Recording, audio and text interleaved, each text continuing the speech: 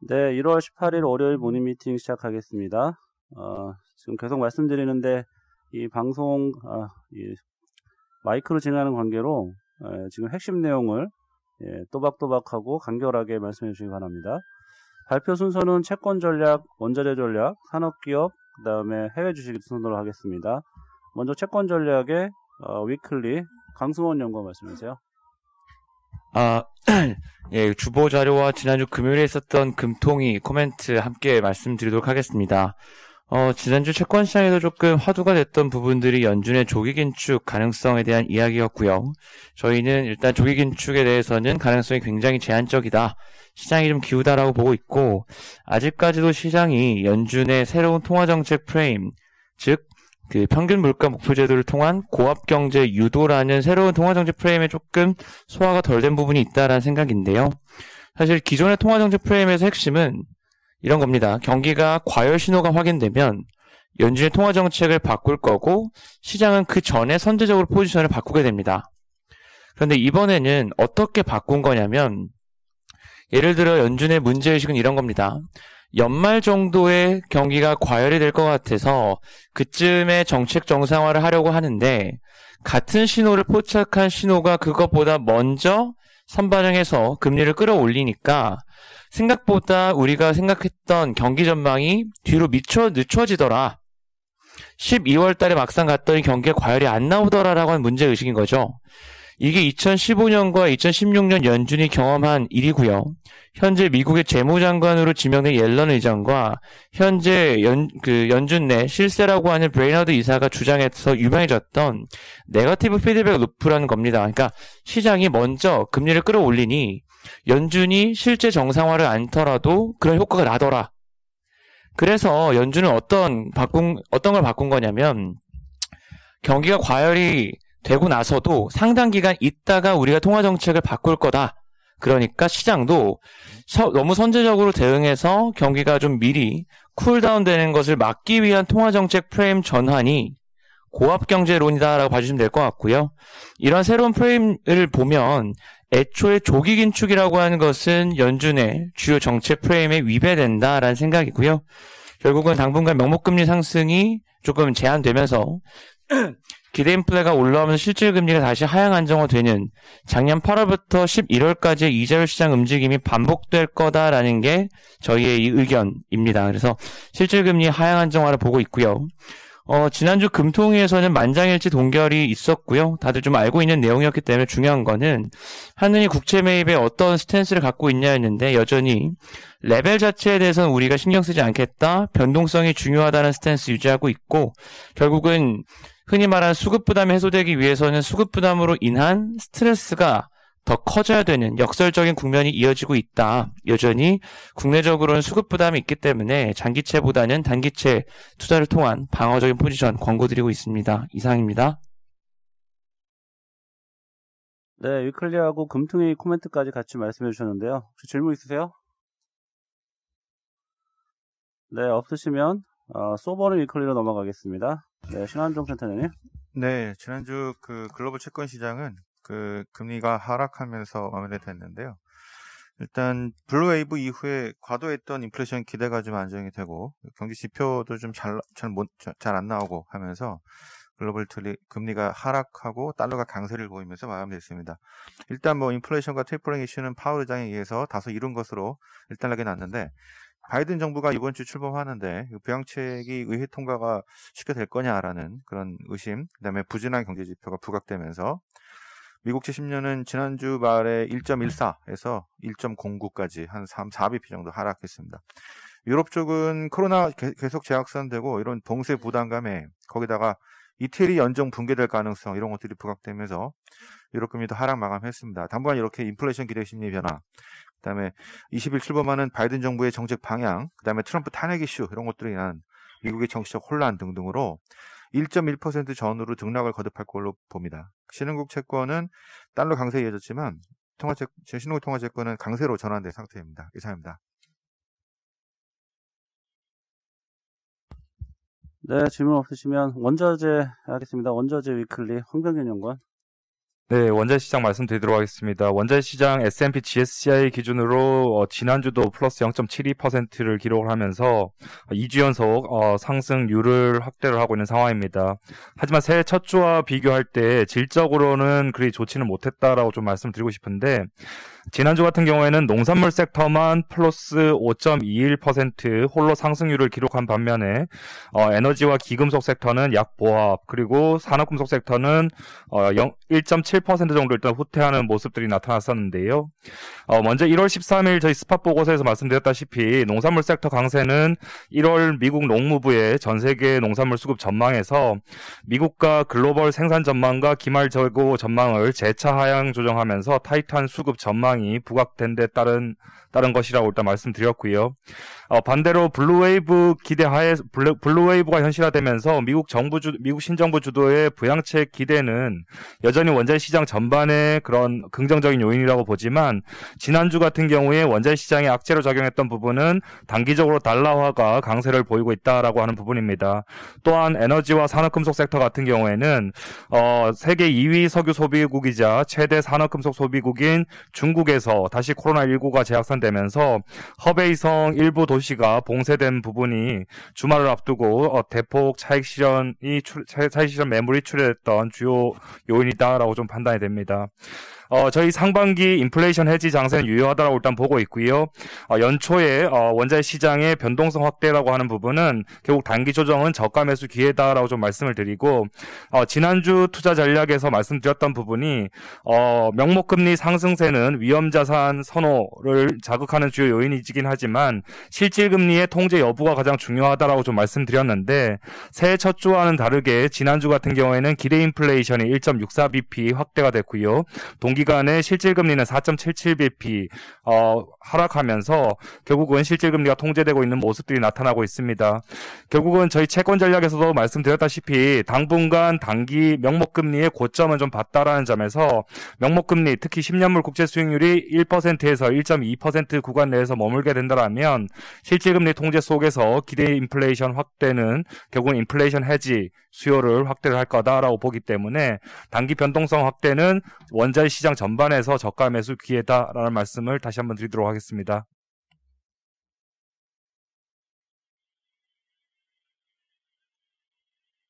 네, 질문 없으시면 산업기업 쪽으로 가겠습니다. CJ, GS, 롯데지주, 김동현 연구원 말씀해 주십시오. 예, 지난주에 이어서 지주회사 프리뷰 이제 마지막이고요. 선호 순서대로 GS부터 말씀드리겠습니다. 아시다시피 정유 부문이 코로나19 확산으로 실적 가시성이 상당히 저하됐고요.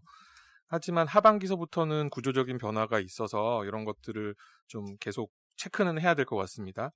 석유화학 부문이 하반기 올레핀 상업 생산, 그리고 내년부터는 롯데케미칼하고 조인트벤처가 이제 돌아가기 시작하고요. 민자발전 쪽은 연말에 GS 파워 지분을 100%까지 올렸고, 이게 또 올해 말에는 안양 2-2호기 가동, 그리고 또 역시 지난 연말에 GS EPS 바이오매스 2호기 가동 등이 있었고요. 하반기에 GS 리테일, 홈쇼핑 합병이 됩니다. 요거에 따라 시너지가 나오는지, 마지막으로 내년부터 CVC 설립 허가가 되면 CVC 설립 및 신성장 사업 진출, 이런 것들이 예상이 되는 상황입니다. 저희 목표 주가는 46,000원으로 상향 조정했는데요. 목표 할인율 45% 유지했고, GS 파워 지분 추가 취득 이런 것들을 반영을 했습니다. 계속 홀드 의견 유지합니다. 다음 CJ이고요. 역시 홀드 의견 유지를 합니다. 목표 주가는 상장자에서 주가 변동 반영해서 108,000원으로 상향 조정을 했고요. 지금 대한통운이나 제일제당은 일종의 수혜를 통해서 계속 잘 나가고 있고, 반면에 CGV하고 푸드빌은 상황이 굉장히 안 좋은 상황입니다. CGV는 작년에 2,400억 유상증자 한 데 이어서 작년 말에는 또 2,000억 CJ로부터 차입을 했고요. 푸드빌도 투썸플레이스 매각한 게 이렇게 제대로 쓰이지 못하고 지금 뚜레쥬르까지 처분을 준비하는 상황이기 때문에 여기가 계속 어떻게 될지, 돈을 더 집어넣어야 될지는 좀 봐야 될 것 같습니다. 더더군다나 최근 주가가 올라오면서 밸류에이션이 순자산 대비 46%까지 할인율이 좁혀졌습니다. 여타지주사들 평균이 지금 53% 정도 되는 거 감안하면 상대적인 매력도 좀 떨어지는 것 같습니다. 롯데지주는 홀드 의견 유지하고요. 요거는 자료로 대체하도록 하겠습니다. 이상입니다.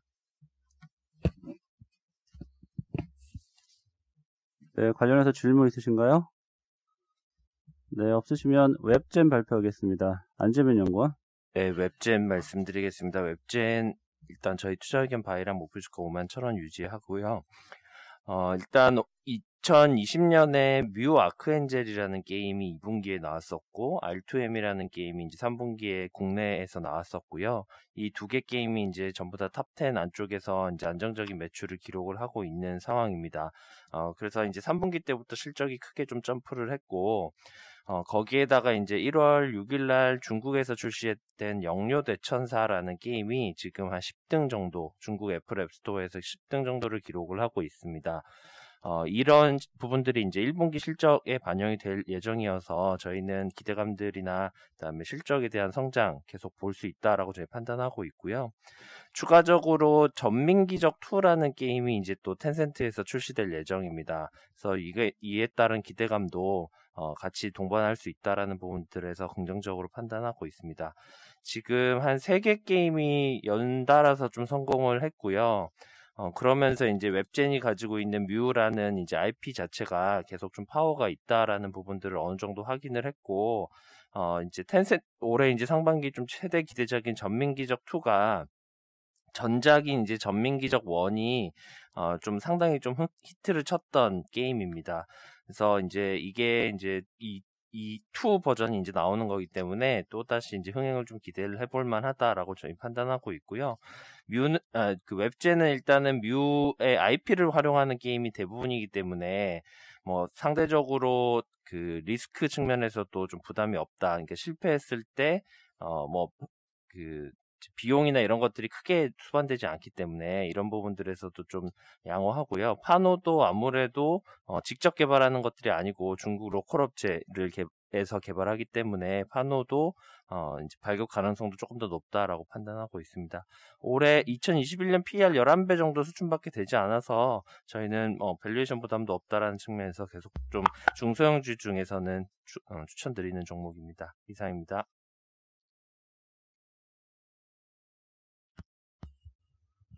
네, 질문 없으시면 해외 주식으로 넘어가겠습니다. 해외 주식 이슈 자료인데요.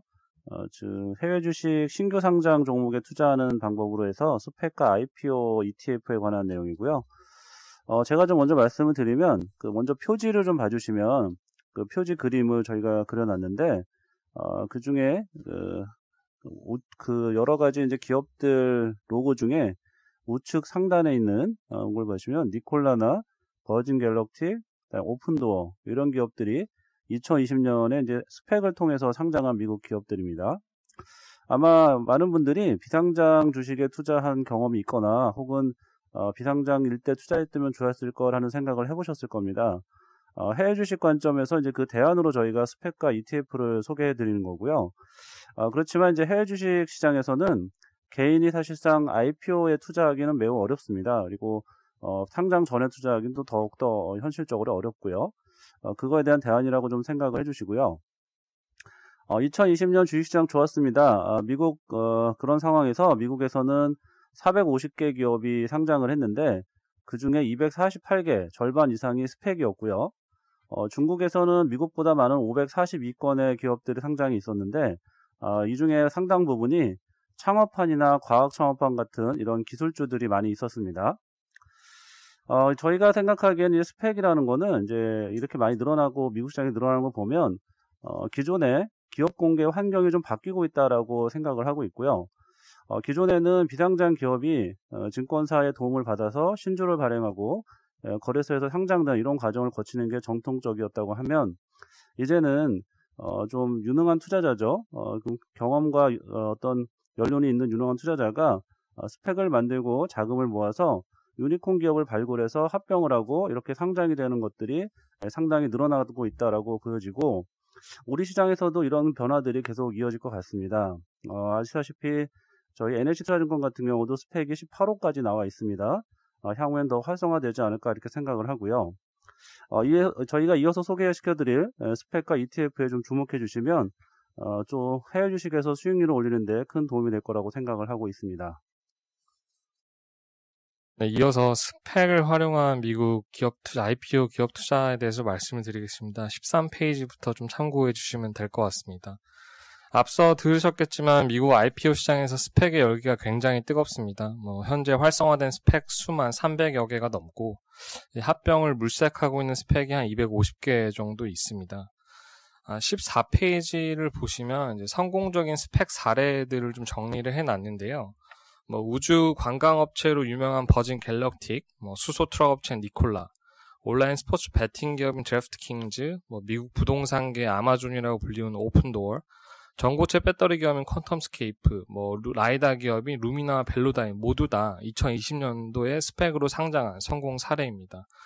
성과도 굉장히 우수했는데 그림 15번 보시면은 적게는 140%, 많게는 400% 넘게 수익이 났습니다. 이외에도 빌 에크만이라든지 차마스, 소프트뱅크, 유명 투자자들의 스펙을 만들면서 투자 열기를 좀 끌어올리고 있는데요. 2012년에 버거킹을 스펙으로 상장시켰던 빌 에크만 같은 경우는 7월에 이제 PSTH라는 스펙을 만들었고, 미국의 유니콘 기업인 스트라이프, 블룸버그와 합병 루머로 연일 강세를 좀 보이고 있습니다. 페이스북 부사장과 테슬라 초기 투자자로 유명했던 차마스는 IPOA, BE를 연달아 성공을 상장을 시키면서 시장에 좀 불을 지폈습니다. 스펙 투자도 단계별로 좀 전략이 좀 필요한데요. 페이지 15페이지부터 봐주시면 될 것 같습니다. 보통 합병 전과 합병 발표 후 완료 3단계로 좀 구분이 되고요. 합병 전 투자는 보통 스펙을 조성한 발기인, 그 스폰서에 대한 경력과 트랙 레코드, 향후 M&A 방향성에 기반한 투자를 진행을 합니다. 이 단계의 경우 가장 큰 매력은 합병 루머가 나거나 성장성이 이제 우수한 기업과 합병 발표할 때 강한 주가 상승을 좀 기대할 수가 있습니다. 합병 대상 두 번째는 이제 합병 발표 후의 투자인데요. 이 경우 이제 합병 대상 기업의 성장 가능성에 대한 투자입니다. 이때는 보통 합병 대상 기업의 상세한 정보라든지 재무 예측 데이터가 공개가 되고요. 다만 이제 발표 당일날 주가가 좀 급등을 하기 때문에 당장 따라 사기보다는 좀 여유를 가지고 좀 투자를 하는 게 좋습니다. 그림 20번과 21번을 보시면 이 대표적인 SBE와 NGA 주가 차트가 좀 나와 있는데요. SBE 같은 경우는 미국 유럽 1위 충전 인프라 업체인 차지포인트와 합병이 예정되어 있는 기업이고, NGA 같은 경우는 전기차 픽업 트럭과 스쿨버스를 만드는 라이언 일렉트릭과 합병이 예정되어 있습니다. 두 회사 모두 합병 발표 당일 때보다 오히려 더 이제 바이든 당선 후에 전기차 섹터 강세라던가, 아마존이 더 주문 물량을 줬다라던가, 이런 소식에 의해서 주가 상승이 더 컸었습니다. 마지막으로는 합병 완료 후인데요. 이 단계에서는 약간 워런트 행사 물량에 대한 수급 부담에 좀 유의를 하셔야 합니다. 기업 성장성이 확실한 경우에는 주가는 다시 상승한 게 마련인데, 페이지 17페이지의 그림, 버진 갤럭틱, 드래프트킹즈, 오픈도어의 사례를 보시더라도 합병 완료 후에도 다시 상승 추세를 좀 보였었던 사례가 있습니다. 결론적으로 어떤 스펙에 투자를 해야 되는가가 제일 핵심일 텐데, 사실 합병 발표 전에 이제 투자를 하는 것이 이제 가장 높은 기대 수익을 올릴 수 있습니다. 하지만 이제 합병 대상 기업을 예측하는 게 쉽지 않고 언제까지 기다려야 되나 이걸 좀 알 수가 없기 때문에 합병 발표 후에 대상 기업을 분석하고 성장성에 베팅하는 방법이 좀 차선이 될 수 있을 것 같습니다. 저희는 이제 3가지 조건, 성장성이 높은 기업, 선점 효과를 누리고 있는 기업, 유명 앵커 투자가 참여한 스펙에 좀 투자를 권고를 드리고 있고요. 투자 유망 스펙으로는 표 7번에 좀 정리를 해놨습니다. 이어서 표 8번에는 미국 주식시장에 상장된 주요 스펙과 합병 진행 단계를 좀 정리를 해놨고요. 유망 스펙 2개만 좀 말씀을 드리도록 하겠습니다. 24페이지의 SBE를 좀 말씀드리겠는데요. 미국과 유럽 1등 전기차 인프라 충전 업체이고 차지포인트랑 합병이 예정되어 있습니다. 이 회사 같은 경우는 충전 설비, 소프트웨어 서비스를 통합 플랫폼을 제공을 하고 있고요. 테슬라뿐만 아니라 모든 타입의 전기차 충전이 가능한 개방형 네트워크가 강점입니다. 마켓 시어는 한 73% 정도 되고요. 2026년까지 연평균 58% 성장할 거라고 전망을 좀 하고 있습니다. 마지막으로는 미국 핀테크 혁신의 아이콘 기업인 소피를 좀 말씀드릴 텐데요.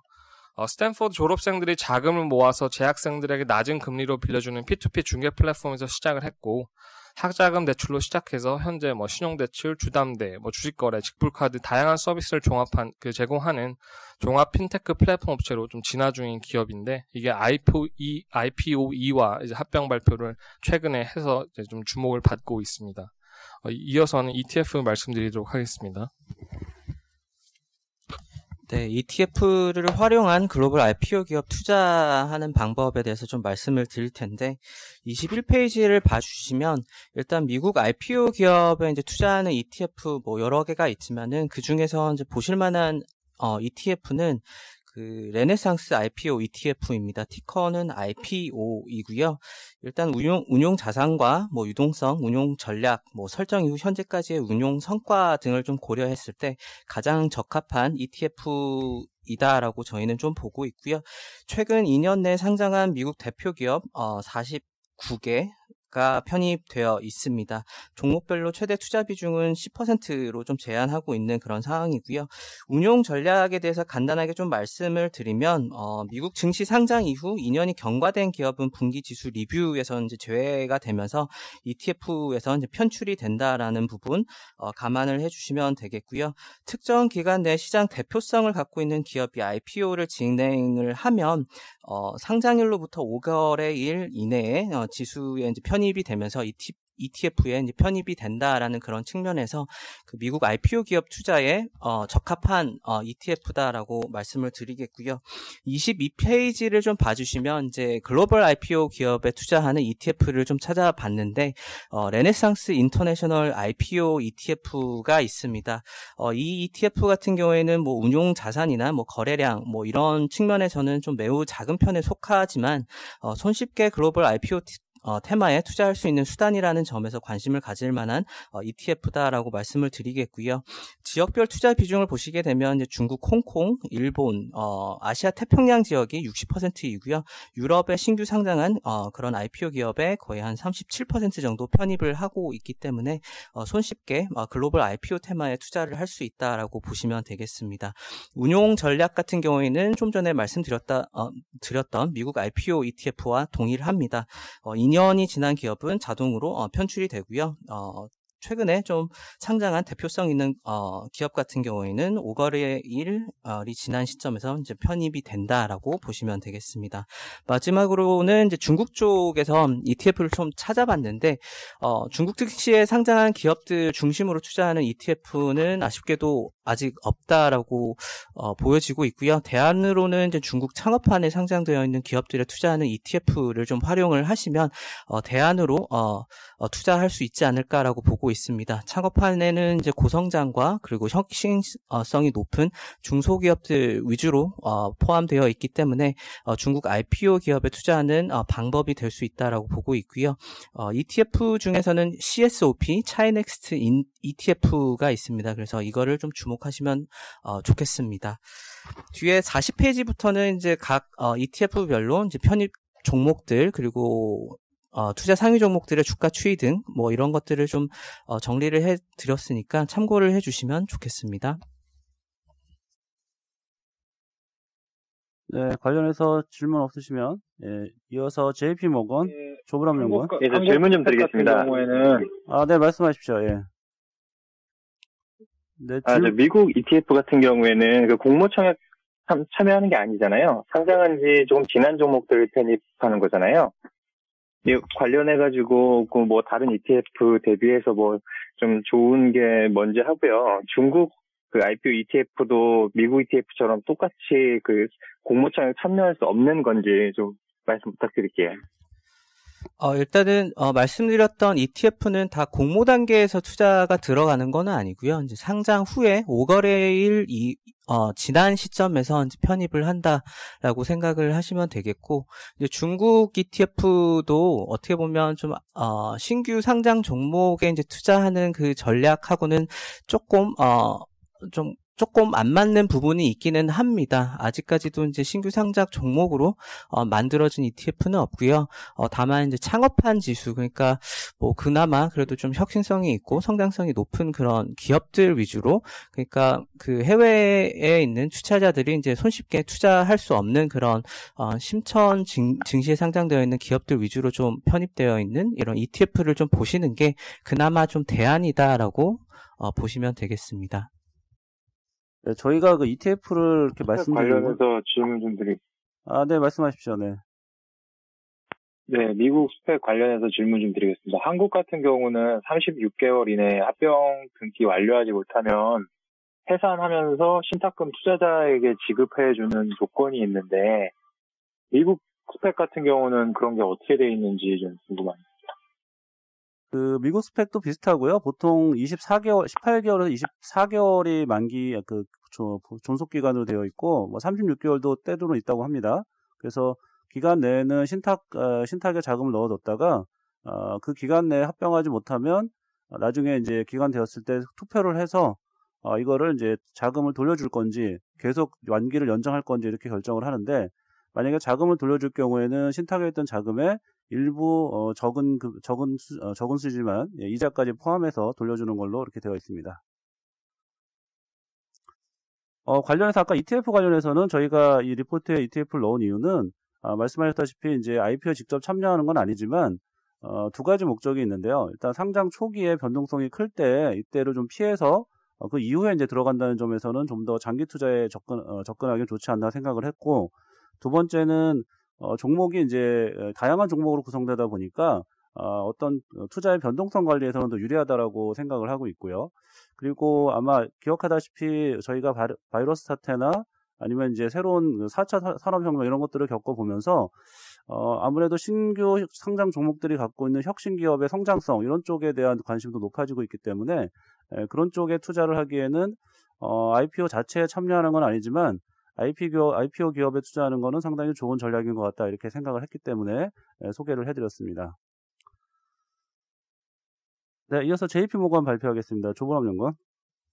네, 지난주 금요일 밤에 미국 은행 실적 발표했습니다.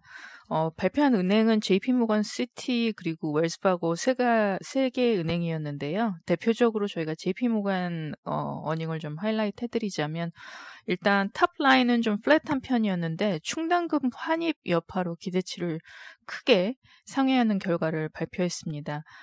추가적인 호실적 달성의 주 요인으로는 주식 트레이딩 부문 호조세와 그리고 IB 수익 개선 등이 있었습니다. 저희가 그 요약해본 JP모건 경영진의 그 메시지를 보면 이 충당금 환입이 은행의 주요 경영 실적이라고 할 수는 없지만 그래도 본인들이 최대한 여러 가지 장기적인, 중장기적인 시나리오를 감안해서 산출해낸 분석 결과다라고 얘기를 했고요. 여전히 적립되어 있는 300억 달러 규모의 대손 충당금은 단기적으로도 여전히 저희가 불안하다고 할 수 있는 이 매크로 상황을 충분히 반영한다라는 메시지 전달과 함께 2021년 1분기에 최대 45억 달러 수준의 자사주 매입 계획을 발표했습니다. 그래서 이 부분을 저희가 이제 국내 은행과 한번 맞춰서 시사점을 보면 사실은 좀 온도 차이 그리고 현실과의 괴리가 있습니다. 국내 은행들 같은 경우는 대손 충당금 환입을 기대하기엔 다소 이른감이 있는데요. 아시다시피 정책적으로 여러 가지 조치를 취해 나서 국내 은행들의 경우는 자산 건전성 악재가 아직 수면 위로 드러나지 않은 상황입니다. 그래서 대손 충당금 환입을 기대하기보다는 2020년과 비슷하게 보수적으로 계속 충당금을 적립해 나가는 기조가 이어지지 않을까 저희는 그렇게 전망하고 있습니다. 시티와 시티그룹과 웰스파고 같은 경우는 실적이 좀 부진한 편이었고요. 최근 국채금리 상승으로 미국 국채금리 상승으로 금융주가 상승세를 보이다가 금요일 모두 반락을 한 점은 이 대손 충당금 환입만으로 시장이 이렇게 환호할 수는 없는 환경이며 매크로 상황이 여전히 불확실한 것을 반영한다고 생각합니다. 이상입니다. 네, 이상으로 준비된 자료 발표 모두 마치겠습니다.